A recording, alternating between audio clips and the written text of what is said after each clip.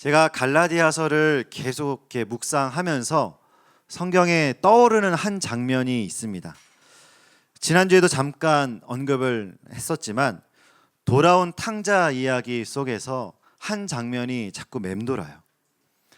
그 아주 양심 없는 둘째 아들이요, 아버지의 유산을 미리 땡겨 받아서 흥청망청 쓰다가 돌아오지 않습니까? 아직 돌아가시기도 전인 그 아버지에게 유산을 달라고 한 그 행동도 굉장히 불효한 나쁜 행동이고요. 그 아버지가 평생을 벌어온 그 귀한 돈을 나가서 흥청망청 자기 멋대로 다 써버린 것도 참 나쁜 행동이 아닐 수 없습니다. 그러다가 결국에 어떻게 됩니까? 거지가 되어서 먹을 것이 없어서 돼지를 치는 일을 하다가 돼지가 먹던 그 열매를 먹기도 하고요. 인생의 바닥까지 내려가게 됩니다. 그제서야 둘째 아들이 깨닫죠. 내가 죽겠구나. 이대로 살다가는 내가 제대로 살 수가 없겠구나. 아버지 집으로 돌아가야겠다. 그런데 이 아들이 그래도 양심은 조금 남아 있었나 봐요. 내가 아버지께 돌아가서 죄를 지었으니까 아들 말고 종으로 걷어달라고 해야겠다 하고 이제 돌아가기로 마음을 먹습니다. 그리고는 누가복음 15장 20절에 이런 내용이 이어지는데요. 한번 같이 읽어보겠습니다. 누가복음 15장 20절.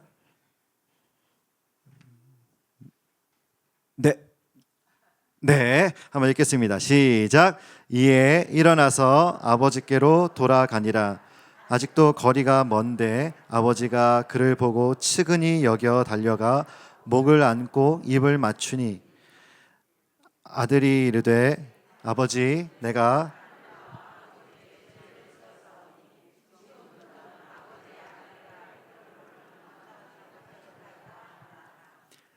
아버지는 종들에게 이르되 제일 좋은 것을 손에 가락지를 끼우고 발에 신을 신기라. 저는 갈라디아서를 묵상하면 할수록 이 장면이 자꾸 맴도는 거예요. 그 둘째 아들의 모습이 얼마나 더러웠을까요? 돼지를 치던 옷입니다. 그 옷에 이미 돼지의 오물과 그 냄새가 많이 배어 있었을 거예요. 그리고 가난하고 또 힘들게 살면서 옷도 많이 해졌겠죠. 정말 오염되고 더럽고 냄새나는 상태, 이 상태가 이 아들의 영적인 상태가 아닐까 생각을 해보는데요. 그런데 그 아들이 돌아오자마자 아버지는 어떤 행동을 취합니까?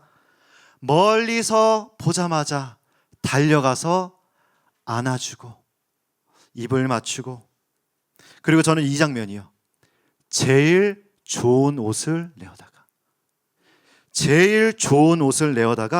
그 더러운 아들에게 입혀주는 겁니다. 그 냄새나고 더럽고 추악한 모습의 그 허물을 제일 좋은 옷으로 아버지께서 덮어주시는 거예요. 이 이야기에서 말하는 이 아버지의 사랑, 이게 하나님 아버지의 사랑 아니겠습니까? 정말 자격 없는 자에게 주시는 하나님의 은혜를 대변하고 있는 그런 장면이라는 것이죠. 이 이야기 속에서 아들은요, 잘한 행동이 하나도 없습니다. 여전히 죄투성이에요. 냄새나고요, 더럽고요, 옷은 다 해져 있습니다. 이만한 사랑을 받을 만한 어떠한 행동도 하지 않았습니다. 그럼에도 불구하고 아버지는 아들을 받아주시죠. 이것이 은혜이고요, 갈라디아서 내내 말하고 있는 은혜의 복음이 바로 이 아버지의 사랑입니다. 우리가 하나님의 자녀가 됨에 있어서 어떠한 조건도 필요 없습니다. 어떠한 행동도 필요 없습니다. 사랑받기 위해서, 용서받기 위해서 해내야 되는 어떠한 숙제도 없어요. 오직 그 은혜의 복음을 믿기만 하면 됩니다. 믿음만 있으면 됩니다. 오늘 우리가 읽은 2장 16절에서 그 은혜의 복을 믿는 믿음으로 우리가 어떻게 되었는지 나와 있는데요. 우리 한 번만 더 읽어보도록 하겠습니다. 읽겠습니다. 시작.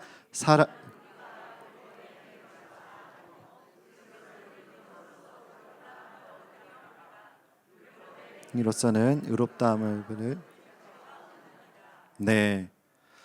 저는 오늘 갈라디아서 말씀을 함께 묵상하면서 믿음에 관한 두 가지 교훈을 함께 나눠보길 원하는데요. 먼저 첫 번째로 우리가 기억해야 될 것은 하나님만이 유일한 심판자이심을 믿어야 된다는 것이죠. 이게 무슨 말이냐면요, 16절과 17절에 자주 등장하는 단어가 있는데 의롭다, 의롭게 되다라는 표현이 있습니다. 이 단어는요, 법적인 용어예요. 그러니까 재판장에서 사용되는 용어입니다. 죄가 없다, 이 사람은 죄가 없는 사람이다, 의로운 사람이다, 탕탕탕, 판사가 판결할 때 쓰는 단어가 의롭다라는 단어라는 것이죠. 이 의롭다 하심을 누가 결정을 하신다고요? 하나님께서 하신다라는 것이죠. 드라마에서 보면, 이게 재판하는 장면을 보면 뭐 피고와 원고가 자기 편이 이기기 위해서 뭐 변론하고 뭐 주장하고 막 소리도 지르고 존경하는 재판장님 하면서 증거도 제출하고 증인도 데리고 나오고 아무튼 뭐 최선을 다합니다. 이기기 위해서. 그러나 결국 재판은 누가 합니까? 판사가 하죠. 이 사람이 죄가 있는지 없는지, 죄가 있으면 형량이 어느 정도인지, 그 모든 재판의 최고 권위는 판사에게 있습니다.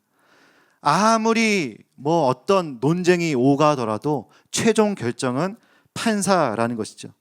이와 마찬가지로 하나님께서 우리에게 대하여 판결을 내리셨어요. 어떤 판결이요?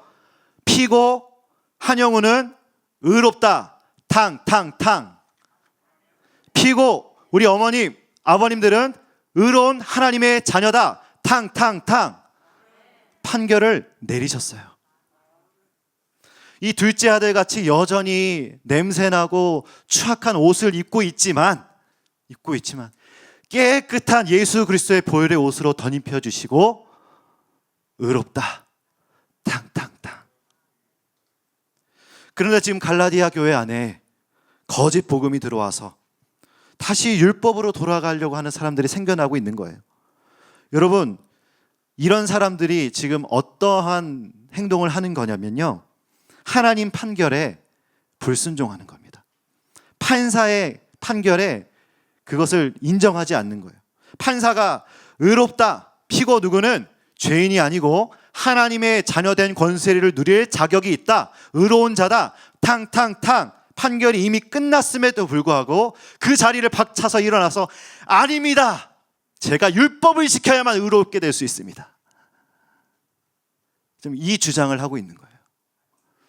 유일하신 심판자, 재판장이신 하나님의 판정에 반기를 들고 아니요, 저는 그걸로 의롭다함을 여김받지 못하고요, 율법을 지켜야 돼요.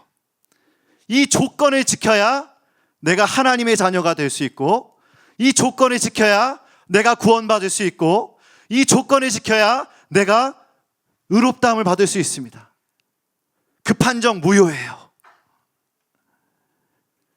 이 행동이 이 거짓 복음을 믿는 사람들의 행동이라는 것이죠.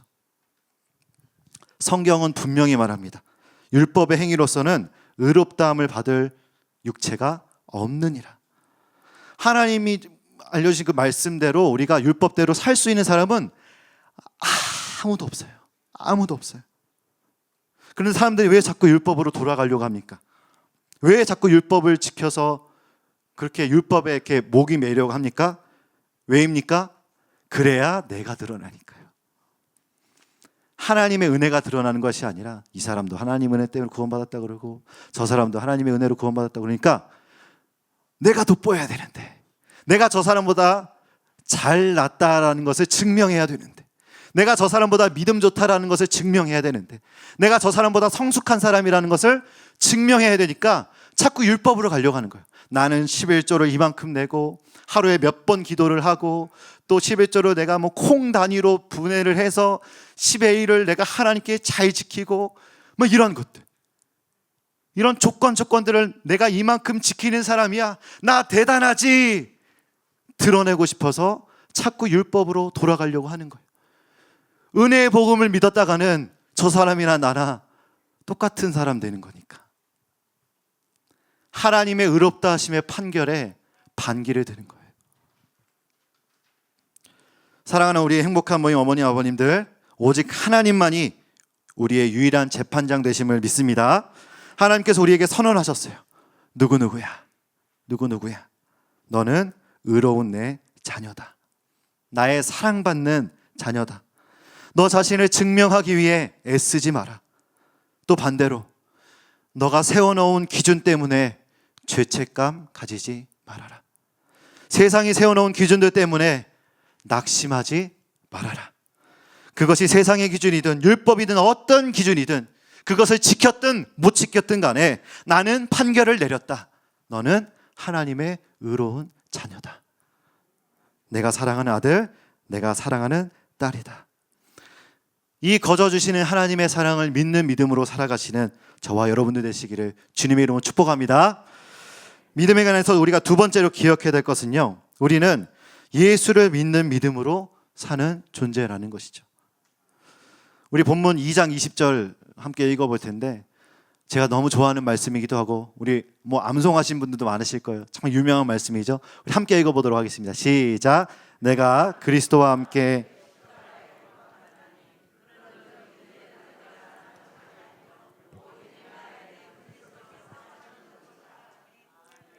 이제 내가 육체 가운데 사는 것은 나를 사랑하사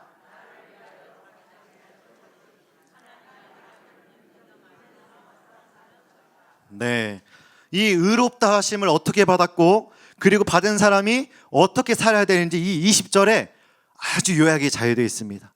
우리 처음부터 한번 다시 띄워주시겠어요? 20절 처음에 내가 그리스도와 함께 십자가에 못 박혔나니 나의 예전의 이 모든 자아, 이 더러운 모습, 죄, 연약함이 예수님과 함께 십자가에 못 박혀서 죽었어요. 그런즉 이제는 죽었으니 내가 사는 것이 아니라 내 안에 그리스도께서 사시는 겁니다. 우리가 의롭다함을 받은 것은요, 우리 안에 계신 그리스도, 그 그리스도의 보혈의 청결한 옷이 우리 가운데 있기 때문에 의롭다함을 받은 것 아니겠습니까? 모든 것을 의롭게 하시고 정결하게 하신 예수님이 계시기 때문에 우리가 하나님의 자녀가 된 것이죠. 그 다음에 우리가 어떤 삶이 펼쳐집니까? 이제는 이제 내가, 전에는 아니었지만 이제 내가 육체 가운데 사는 것은 나를 사랑하사 나를 위하여 자기 자신을 버리신 하나님의 아들을 믿는 믿음 안에서 사는 것이라. 아멘. 사실 예수 그리스도의 이 복음을 믿는 그 순간부터 엄청난 변화가 일어났으면 너무 좋겠죠. 참 좋겠지만 그렇지 않습니다. 오늘 말씀에서도 이렇게 말씀하고 있어요. 여전히 내가 육체 가운데 살고 있다. 육체 가운데 살고 있다. 이 육체는요, 앞서 말씀드린 그 탕자 이야기처럼 둘째 아들처럼 자꾸 제 이 몸뚱아리는 자꾸 죄를 짓고 싶어 해요. 이 죄로 오염된 몸이기 때문에 자꾸 그 편한 쪽으로 가는 겁니다. 우리 몸을 가만히 내버려 두면 자꾸 죄를 짓고 싶은 곳으로 자꾸 우리를 안내하는 것이 이 육체의 성질이라는 것이죠. 가만히 두면 자꾸 그 길로 가려고 합니다. 그래서 바울이 이렇게 처절하게 고백하지 않습니까? 나는 날마다 죽노라. 나는 날마다 죽나. 이 육체가 이 날마다 죽지 않으면 자꾸 이 죄의 길로 가는 거예요. 자꾸 그 유혹의 길로 가는 것입니다. 날마다 내 육체를 죽이고 내가 어떤 은혜를 입은 자인지, 어떤 사랑을 받은 자인지 기억하고, 그래야 내가 십자가의 길, 믿음의 길을 걸어갈 수 있는 것 아니겠습니까? 제가 그 작년과 올해에 걸쳐서 다이어트에 성공을 했는데요. 이 교육자들 사이에서 제가 다이어트의 아이콘이 됐습니다. 그래서 지나가시는 분들마다 어떻게 살을 뺐냐. 막 이렇게 질문하시는데 교육자 그래도 수십 명이 되잖아요. 이게 같이 있을 때 물어보면 괜찮은데 한 분 한 분 지나갈 때마다 물어보니까 저는 똑같은 대답을 막 수십 번을 해야 되는 거예요. 계속 한 번씩 물어보니까.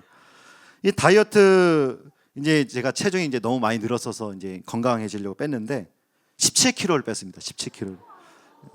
그래서 아유 이렇게 호응해 주셔서 감사합니다. 다이어트의 원리는 사실 쉬워요. 원리가 뭡니까? 덜 먹고 많이 움직이면 돼요. 이만큼 쉬운 원리는 없죠. 그런데 왜 어렵습니까? 몸은 자꾸 편한 쪽으로 가려고 해요.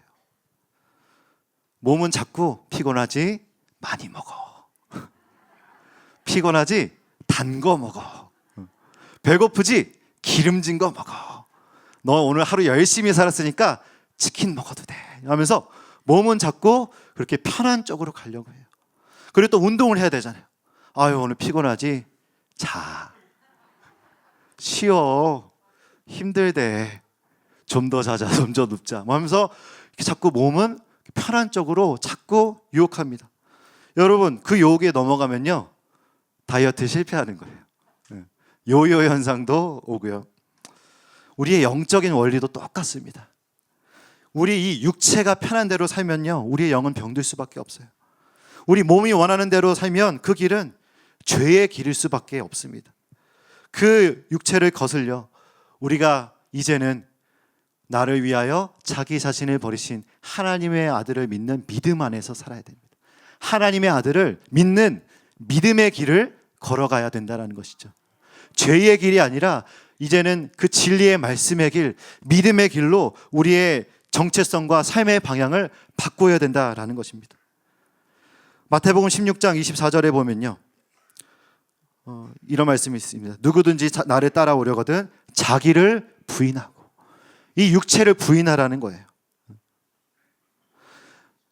때로는 이 믿음의 길은요 내가 때로는이 아니라 거의 대부분은 우리 몸이 원하는 방향과 다를 수 있습니다. 힘들 수도 있고 어려운 길일 수 있습니다. 그러나 우리가 사는 길은 그리스도를 믿는 믿음으로 사는 길인 줄로 믿습니다. 날마다 자기를 부인하고 예수의 길을 따라가야 된다라는 것이죠. 저는 이런 생각해 봅니다. 아까 그 탕자 이야기에서 집에 돌아온 둘째 아들이 어떻게 보면 참 말도 안 되는 하나님의 아버지의 사랑을 입지 않았습니까? 경험하고 나서 과연 또 유산을 달라고 했을까? 또 집 나가겠다고 했을까?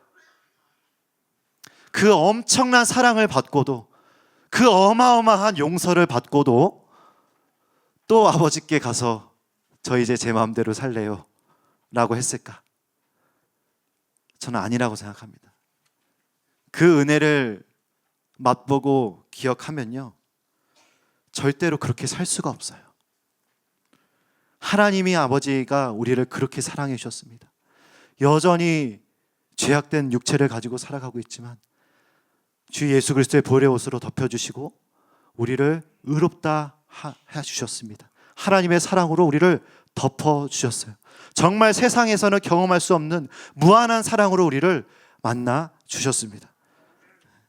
우리가 이 십자가의 길, 정말 어려운 길을 따라갈 수 있는 힘, 원동력은요 나를 사랑하사 나를 위하여 자기 자신을 버리신 그 은혜에 대한 감사와 감격인 줄로 믿습니다. 그래서 오늘도 우리는 날마다 죽어야 하고요 날마다 복음 앞에 서야 합니다.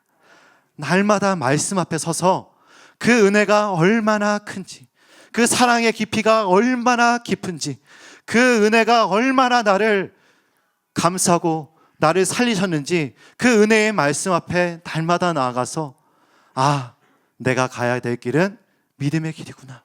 내가 가야 될 길은 그리스도 예수를 믿는 믿음의 길이구나. 그렇게 기쁨으로, 행복함으로 십자가의 길, 예수를 믿는 믿음의 길 걸어가시는 우리 행복한 모임 어머님, 아버님들 되시기를 주님의 이름으로 축복합니다.